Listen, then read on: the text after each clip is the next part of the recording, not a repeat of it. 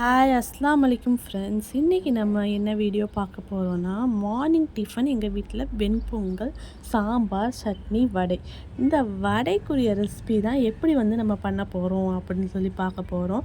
இதுக்கு தேவையான இன்க்ரீடியன்ட்ஸ் நம்ம உளுந்த மாவு மாவாட்டுவோம்ல, அதில் உளுந்த மாவு உங்களுக்கு எவ்வளோ வடை நம்ம வீட்டில் எவ்வளோ ஆள் இருக்காங்களோ அதுக்கேற்ற மாதிரி மாவு எடுத்து வச்சுக்கோங்க.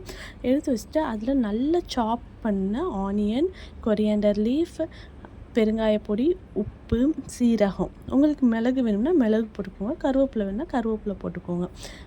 இப்போ மாவு உங்களுக்கு கொஞ்சம் இதாக தெரியுது, எண்ணெய்லாம் வடையில் எண்ணெய் பிடிக்குது அப்படின்னு நினச்சிங்கன்னா நீங்கள் கொஞ்சம் அரிசி மாவை ஆட் பண்ணிக்கோங்க.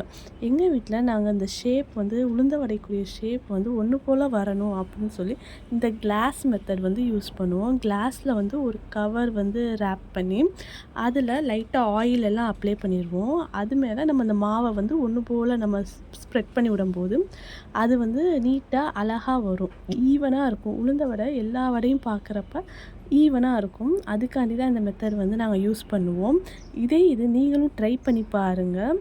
நல்லா கிரிப்ஸியாக மொறுமொறுன்னு எண்ணெய் ரொம்ப பிடிக்கவே பிடிக்காது. சில வடையெல்லாம் பிக்கும் போதே தெரியும், அப்படியே எண்ணெயாக இருக்கும். அது மாதிரி எண்ணெயே பிடிக்காது. அது மாதிரி ஒரு வடை இந்த நீங்களும் ட்ரை பண்ணுங்கள். ட்ரை பண்ணிவிட்டு கமெண்ட் பண்ணுங்கள். கமெண்ட்டில் எப்படி இருக்குன்னு சொல்லுங்கள். Thank you friends. பாய் பாய்.